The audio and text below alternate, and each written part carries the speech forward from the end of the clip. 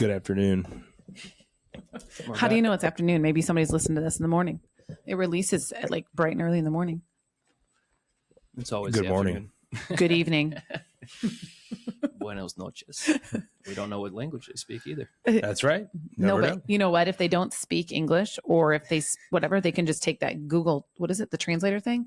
I'm sure Chat GPT could do something like that. I literally had my food driver. Have we talked about this? No. So someone was bringing us food and I was telling them that it was missing something. And I went back out and he did not, I'm not sure what language he spoke, but he did not speak English. So he looked at me like I had three heads. And so then he took his phone out and he says, talking to my phone. And I was like, talking to your phone? And so then I looked down and he had that Google translator. So then when I talked, then it translated it. I'm like, Smart. that's the coolest thing ever. Wow. Can we do that for real estate deals? Can we have like a Google translator for real estate deals? You can just hire a translator if you want to. No, I mean like so that like you can just like if the buyer or the seller is not grasping what's going on. I think you should probably hire a translator and not terms. work with them. Like if they don't agree with the way it's worded and they want to change it, you know, how some people want to play attorney and say, no, that's not how your contract. Well, that's not going to happen anyway. So it's a nonsense conversation. All right. So our topic today. So we are just shy of kicking on to fourth quarter. That sounds insane to me that we're already more than halfway through 2025. And I just want to talk a little bit about if you are an agent that, you know, right now you're sitting there going, gosh, this was my goal. This is what I wanted to do for the year. These are the things that I put on my vision board or whatever it is these people do these days. And I am not there. Like what is it that, you know, some tangible things that they can be doing here in the next 30 days to have the best fourth quarter of their career or ever, if they're new, best fourth quarter to finish their year, the best year ever. Work. No, and I say that Amen. jokingly, but this is the time of year when we've talked about it. We're in August, approaching the fourth quarter. And this is the time of year when a lot of people are going back to school. They're on vacation. They're doing all the rest of that. This is the prime time to load up your funnel. And there's buyers out there that want to buy homes. So if you're willing to work right now, because a lot of people are still in this mindset that most of the real estate happens in the first half of the year, and it's just simply not true. So the ones that go all the way to the finish line, and what I mean by that is you get into the fourth quarter and you keep working, you get around the holiday times, same thing happens where a lot of people take some time off, and you can be there when these people are looking to buy a home, that you're there. What did David Knox say? Be there. You just have to be there. The results we're seeing right now are what you did 2 to 3 a quarter ago, right? Yep. So, you know, you have to put that in the past now and just focus and pivot and see what is next and how can I adjust. It's quite interesting. You know, you think about, you know, the goals that you have set and, you know, they might not be potentially where you want to be at the moment, but you just have to continue to run the plays and understand what you want to do. You might have been doing an email campaign. You might be working your social media account, but it's time to think outside the box. Yes. I totally agree. And I'm going to double down on what Brad said. And this is a podcast. This was the Word is Up one or whatever we were listening to this morning. They were going through, well, actually I think every Family Feud. Oh my Lord. That's what came to my head though. Every single podcast, like right now, is talking about this NAR report that came out, you know, from 2025 with all these stats about how half the agents don't sell anything. Well, yeah, that was a crazy stat, but also that the average agent, and Brad has not listened to it yet. Don't cheat. He's looking at my notes. I'm not cheating. I'm just looking at notes just as a reference point. Right. You're cheating. PT knows because we already talked about this. So we won't let PT answer. Okay. Brad, what is on the survey? What does it say the average realtor says that they work per week hours? Oh, what does the average realtor say they work? Yep. Ding. 40 hours. 35. Yeah, 35 is the answer. Hey, I was close. You were, and you would think, right? Yeah, you would think. And then they wonder why they make below average income, right? This is the double-edged sword, right? I mean, we talk about this all the time. Why do people want to get into real estate? I could set my Flexible own hours. schedule. Hours. Well, Yeah, that's where it bites you in the butt, and you end up working 35 hours a week. That's right. And, you know, work in real estate is always interesting too, right? Like a lot of people don't understand, they don't grasp the concept of like going to Rotary, that's work. Going to the golf course with clients, that's work. Going to on a trip with clients, that's work. So the problem is a lot of people, you need to make real estate kind of your lifestyle. So then it's ingrained in what you do. And what I mean by that is when you go to a place, you want people to look at you as you're the real estate expert, right? Yeah. Now, a lot of people say, well, like you just said, PT, the reason why I want to get into real estate is I want balance. Any job that you're going to be successful at, you're probably not going to have balance. Well, and not only that, but especially when you're starting your business, it doesn't, we've talked about this on the pod before, is that it doesn't matter what kind of business you're opening or doing or what your career change or whatever. If you want to be successful at it, it takes extra time when you're building it. That's pure. I mean, it's just plain and simple. So if you're an agent right now and you are not meeting your goals for the year, I mean, how many hours have you been working? And that's like Brad said, not sitting at a desk, just staring at it, deciding what to do. But I mean, how many conversations are you having? I mean, conversion happens in conversation. So how many conversations are you having? Are you going to lunch with your spear? Are you having coffee with your spear? Are you involved in your community? Those are all things that you could be doing right now, today. And this is like, here's another one, prime time of the year for like fundraiser events, golf outings. It's brand awareness. And I think sometimes the problem is too, is like people want that instant gratification. I think they're like, oh, well, I was in a golf outing with the chamber yesterday and I talked to some people, but nobody wanted to buy a house. I passed out 20 business cards. Well, nobody wanted to buy a house. The word is intentional, right? I mean, exactly. you have the power to do what you want. You have the time to do what you want, right? I mean, everyone says we don't have enough time in the world, but that's on yourself. That's just your mindset. It's just poor time management, right. Mostly. Exactly. So intentional. So what am I doing day to day to be intentional for people to know what I do, what I love, and how I'm there to help? So, for example, people think, oh my goodness, I need to tell everybody that I'm in real estate. Well, that's correct. But the conversation is going to come natural, right? People are going to, real estate is a part of everybody's life. And they're naturally going to ask you about how the market is. And you'll start to understand that and feel that. But intentional, what am I doing day to day? Instead of sitting and waiting for a phone call to ring, right? Am I going to coffee? Am I going to outings or fundraisers? Am I volunteering? There's just so many different ways that you can be intentional and not pushy and distasteful real estate person. Well, yeah, and it's not asking for the business; it's just being a real person. You're having a conversation, yeah. And if it turns into that, we talk about this. It's no different than dating. You don't walk up to somebody, do you want to get married? Do you want to go home to my house with me? I mean, that's not what you say. Some people do, but they're creepy. Okay. Right? But it's the same thing in real estate. I mean, it's conversations. Exactly. It's conversations. And another thing, so I'm 100% on board with both of you guys on that. And I mean, none of us sitting at this table, and there's not a single agent that is a top producer in our marketplace that only works 35 hours a week. I can tell you that they're grinding. The blessing is, when you meet your goal or you're ahead of your pace or whatever, you can take time off when you want to take it off, right? But the other thing that I would be doing right now if I'm an agent, with all the things that are going on, and I don't know what the rates are today when this is airing, but right now the rates, in the last couple of weeks have lowered. They lowered a week or so ago to the lowest that they've been all year. So if I'm an agent, I'm going through my database, I'm looking at my spear, I'm having those conversations to just like the biggest thing, we just assume that people know these things, but they don't. Like I would be making some phone calls. Well, they don't, that they watch the news and the news tells them that rates are high. Well, exactly. And I was just having a conversation the other day with a newer agent in our office that's going through the BOEYE boot camp. And, it's interesting to see. And what is beautiful about this industry is that, yes, there's a core grouping of things that you should do to be successful. But the beauty of it is that there are so many different avenues that people have skills in that dominate it, and you just have to find it, right?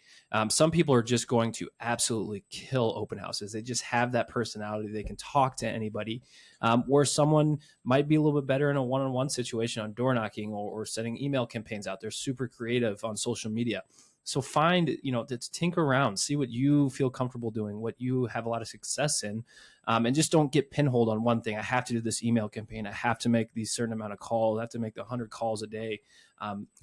Explore outside the box and find an avenue that you feel that you can best represent yourself to people. I think that's the biggest thing, to kind of understanding what you learn down the road as you go through your business. Yeah. Well, and I think something else that people never really consider, and I'll be the first to say that it's something that's we've always done in our business, but it's not something that I've ever really focused on as a revenue stream per se in our business, is referrals and from other agents outside of our area.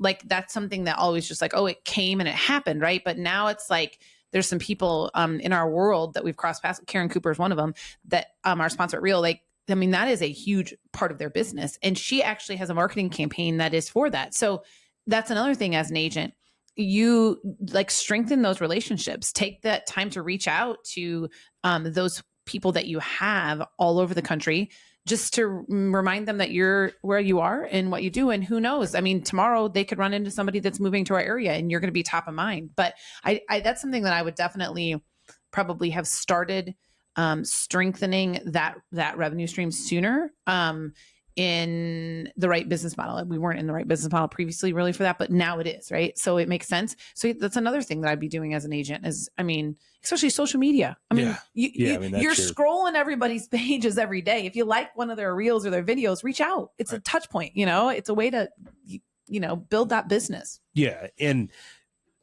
social media has changed everything, right? But you cannot build a real estate business just off of social media. People actually have to know you in person too, right? Like that's just one of those, it's just like advertising, right? Like people get to know your personality more if you have good social media, which can be a good thing, right? If they say, oh, I like the way that PT acts, I like the way he talks, blah, blah, blah, then I might want to give him a call. But if they know PT and then they also are on his social media, like he's made a contact with these people, all of a sudden it's like, there's PT on social media. I've met him before and he's a realtor. So it's still that personal connection, right? That's where it gets started at. And then all these other things like social media, that's really the big thing now, right? Is social media. You can't just build it off of that alone.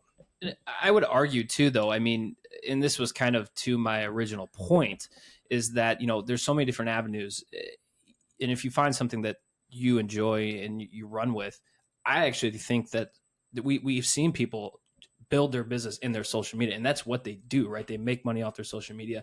They have those referrals from all the other people that they become it. Now, are they as involved on the actual transaction side in the real estate industry? Maybe not, but that's where they've just pushed all their chips. Yeah. But it all depends. Everyone's so unique, and that's the beauty about it now.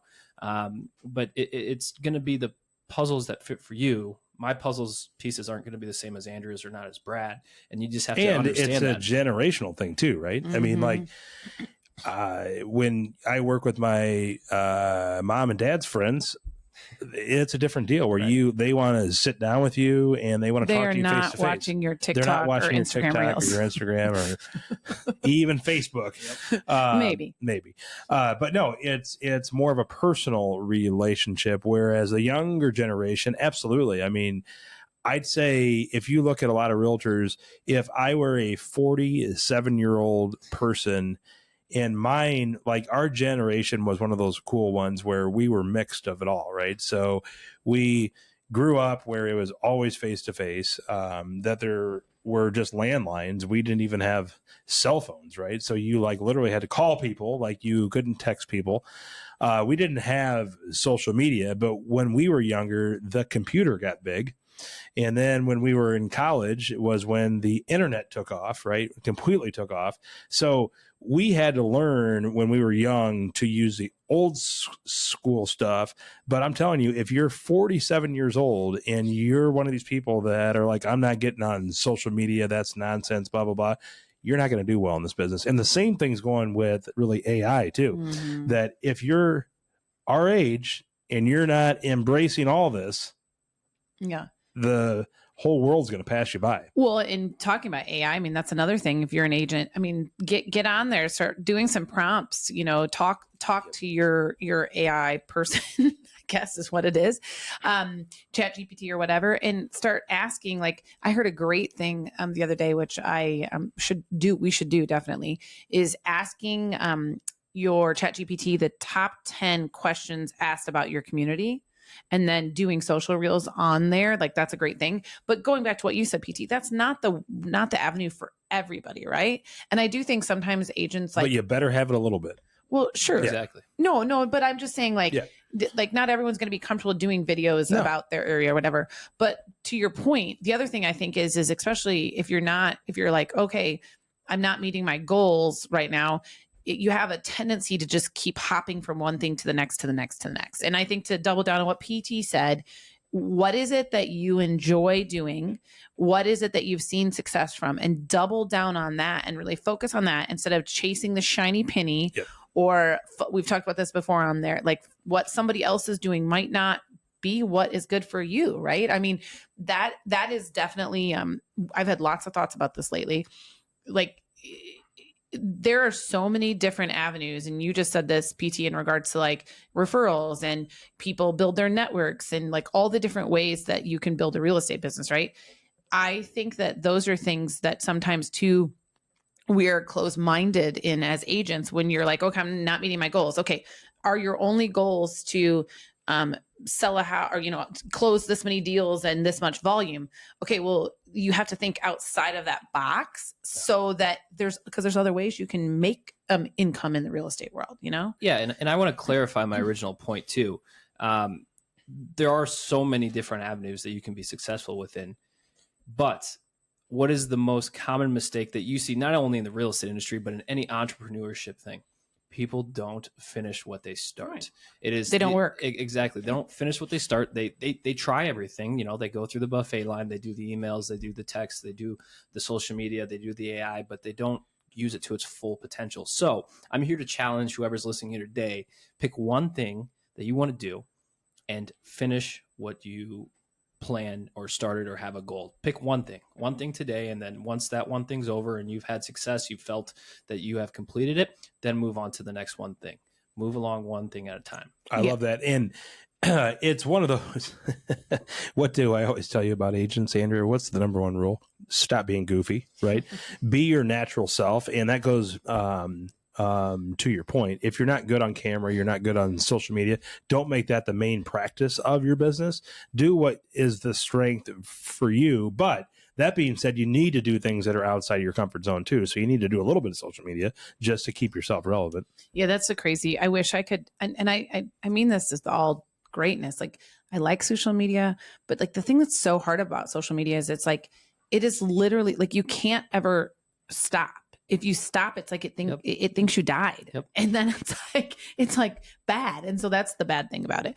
But going back to that, like the work, right? Like you just said, PT, it is at the end of the day, work. Okay. Work. Like we just had this conversation too. Like if you're, one of the things is the average lead converts at how many touches, PT? 8 to 9. Correct. And touches. What's the average times that the average agent contacts a lead before they give up? Was it three times? 2. It's 2.75. Yeah. I don't know how you get the 0.75. Yeah. So again, let's go through that thought process. So again, if you're an agent, you're sitting there and you're like, gosh, I just really need to get something going. I guarantee you that either the team that you work for or one of your mentors or somebody has a pile of, database that's just sitting there that nobody's ever talked to or only followed up with once or twice, that I guarantee you, get out of your comfort zone, just make the calls, follow up with them. I guarantee you're going to, turn up a lead. You're going to turn up someone who wants to buy or sell, or you're going to have a relationship that's going to go in your funnel that's going to, pay your heat bill in January. Well, and here's the reality. Don't know the exact average, but 75% of leads that you're going to get in from your lead system, wherever you're getting them from, aren't going to be ready to buy right when you first are contacted by them. They're not unicorns. It's reality. You have to accept it. And we're kind of in the time right now. We started YLOPO we're coming up on 2 years, maybe even past 2 years at this point. 3. So we're seeing leads that came through 3 years ago. Ready to buy. Oh, I'm ready to buy. Tell this story about the one that you had that you picked up right after we ended up going with the program. Yeah, I want you to tell this story. And I also have to say that this is one of my favorite things to do, by the way, you know how you guys have weaknesses of you scroll the social media. That's what people do, or they're watching sports. For me, I love it when I go in and I look at the leads and I look back to how long ago they came in. And then I can see that one of our agents converted it and it's closing. It just literally makes me the happiest person in the world. Tell the story, PT. Yeah, a young couple that originally came in, and I think they were exploring options, and it seemed like they might be ready to go. And as time went on, just continued to touch, and it just didn't seem like they were ready at the moment. About a year's passed when we were just going back and forth, conversating, building a relationship. They were ready to start actually look at homes. So a year in, that happens, and then they're involved in collegiate sports coaching, and that season came along, and so that went on hold, and then it just kept on touching, and here we are again, starting back up again. That's about 2 years in. So I think, and I told this to somebody in the office the other day, I said, the most satisfying feeling in the world is, yes, it feels like you're in a black hole when you have called, texted, emailed, and you don't get a response. I need them to respond. Well, the best feeling in the world is when they do respond. Yeah. So keep on trying. And you know what? If they tell you to go pound goodbye, sand. Pound sand, then it's not worth it then, right? Yeah. Then you There's somebody wouldn't else. want to work with them anyway. Yeah. So, Why would you want to work with someone that you're going to constantly hit your head up against the wall? And guess what? You don't know them anyway. No, So but it's all the good. coolest thing about that, PT, is what you just said. The thing is that's the thing is like that can't happen unless you're fostering those relationships. If you're looking for instant gratification and you think, then you're operating a transactional business, which you will always be operating a transactional business. Yeah. It's just like the people, our coach, he pounds down on the lead sources like Zillows and things like that. Like he calls it crack basically, right? Like the agents that get it, and there's one in our office right now. And I really am trying my best to get her to go. Great volume, but what's her income? Well, no, she's actually doing really good. No, but I mean, if you're paying on most of the sales that you have 25 to 30% referrals. Yeah, but no, 100%. You're correct on that. But that's my point with her is that she's at a point now where she has more business from referrals from clients or open houses. She doesn't need the Zillow. And every time she calls us with an issue client or a client that she's having problems with, I said, where'd this lead come from? Is Zillow. Okay. Are you seeing it? Like, get off. Let's go to rehab. Okay. Get off of it because you don't need it anymore, And, but I mean, that's a good example of a very hard worker, right? I mean, she constantly works her system. She works 35 hours a day, I think. Well, and that's getting back to my point. So if you truly do work 40 hours a week, let's say, okay, which I would beg to differ that most agents don't work half of that. But if you did truly work that, I heard a podcast that with technology these days, working 40 hours a week, if you're truly working, is like working 120 hours a week before we had the internet, before we had text messaging and email, that we can just do so much more. And so I would advise, and I hate the work smarter, not harder thing, that I really think you have to work hard. I mean, there's no question about that. The ones that are there the earliest and that are there the latest, they're going to do the best. I mean, there's no question about it. Now, you don't need to run yourself down, but use technology though, right? I mean, make sure to use that to your advantage. I mean, now we have AI that's able to talk to clients. Now, it's not quite there where it's a little awkward still, but a few years from now, just think about how far that's come in the short period of time that we've used it. You guys remember when we very first got YLOPO, right? Like some of the conversations were kind of like, okay, they got them there. And then it got just kind of awkward. The improvement of AI just over the last 3 years is incredible. Well, and that's another thing I was going to say too. I mean, it's again going back to you can't operate a transactional business and expect instant gratification, right? Whatever you're doing now is what's going to be your paycheck 30, 60, 90 days from now.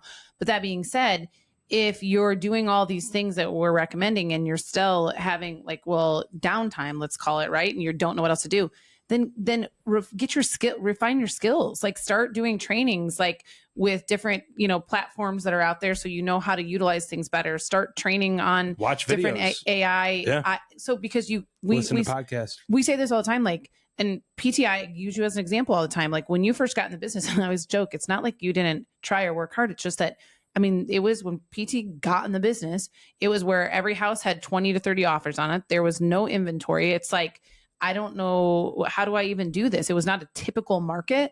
And you literally took that time to learn some of the things that, other agents never take the time to learn. They just halfway do it. And then they get in a situation where they're busy and they don't know how to do it. And they're like, can someone show me how? Because I don't know how, right? Yeah, You double down on that. It was making the calls, doing the follow-up, doing all the rest of that. Training on the systems. Yeah. And like you said, and it's so true, PT, that not everybody's exactly the same. And you actually evolve the longer that you're in the business too. Like Eric Hatch said, my best place is to be on the golf course talking to people or out in public talking to people. He said, great business plan for me, right? Right. If you're a brand new agent, that's a terrible business plan that no one knows who you are yet. They don't know you're in the real estate business. Like it evolves at different points of your career too. Well, and it only takes one, right? At the end of the day, exactly. It takes one call back, one text back, one response from that 3 to 6 months of work that you put in where you didn't hear anything. It takes one time, one response for you to realize, oh my goodness, this is what I need to do. It's so easy for you just to sit there and after 2 weeks of following up with somebody and you're like, I don't think they're interested. Yeah. Well, I can promise you this. You follow up for 3 to 6 months and you get that one response from that, it will change not only your entire make you feel really good. Yeah, yep. Your entire perspective. And if you look, because Andrea is very good at tracking things, if you look at our newer agents, and I say agents that have been in the business for less than 5 years, we have a call chart of who's making the calls. To a T, the top new agents are on the top of that list. Yeah, 100%. And I was going to say too, and to what you just said, PT, it's like going back to being relationship business and conversations. Brad and I were joking about this because there's a review that just came through from one of our clients that we met years ago. And it was a random lead that I followed up on and, talked to. It wasn't instantaneous or anything, talked to a couple of times. And then they called because they wanted to sell one of their daughter's properties. That was, I was new in the business. So 2007, 2008, 2009. That client that we have continued that relationship with now. So we sold a condo, bought a house, sold another condo, bought the daughter or the niece, the other niece in the family. It is literally 5 or 6 transactions. Yep. And I have not sat down and done the volume on it, but it's a lot of money. And that was from one call, right? And we just liked her. Like she was cool to have a conversation with, right? And that's how it results in business. You're building a relationship and that person is going to be a client over and over again. And so you're not, searching for, how you're going to do your next deal. You're just building relationships and that just continues to fill your funnel. And that's the biggest thing is you just have to be genuine. No doubt. I think, if you're sitting here listening to this, looking down at your phone and it's August, whatever day today, it's the 13th. But that might not be the day you're listening to this, but quarter 4, you're looking, not where you want to be. Let's give one thing one inspiration potentially to boost them or have them focus on to move forward here? Go first. I'm going to say be as active in your real estate business right now as you can possibly be. And what I mean by that is get out there, do your social media, meet people, do your open houses, be active in the business when a lot of other people are not right now. And that's a good way to get your quarter 4 off to a great start. I'm going to say, figure out a way to have one we'll just say we'll give you Saturday. No, I'm not giving you Saturday and Sunday off. You haven't met your goals. Figure out a way to have a conversation, at least one every single day with a person you've not talked to before. One conversation every single day with a person you've not talked to, not with the intention of telling them you're a real estate agent or having them be a buyer or seller to you. Just have one genuine conversation with a person you've never talked to before every day. And then tell me in 30 days that you have not picked up clients from that. Oh, I could do 5 different things, but I think that quarter 4 provides a fantastic opportunity for this particular action item, farming, for multiple reasons. And it's a tenfold kind of idea, but pick a neighborhood, pick a subdivision where either you have friends or family or that you even live in, and you're going to upload those into your CRM. Then you're going to turn around and come up with a marketing plan for that. What does that look like? That could be mailers, that could be letters, that could be door knocking. That's why I say that this is potentially a great time to do it. It's going to be nice outside. People are going to be outside together. And typically quarter 3 to quarter 4, people are looking to move before the winter comes. So pick a neighborhood and make it yours. And the best part of that, PT, is if in quarter 4 they're not going to move. That's right. You're filling your funnel for quarter 1, and you're going to pay your heat bill. Yep. And you're going to go on a nice trip somewhere warm if you live somewhere cold. That's right. So good luck. Peace. Peace.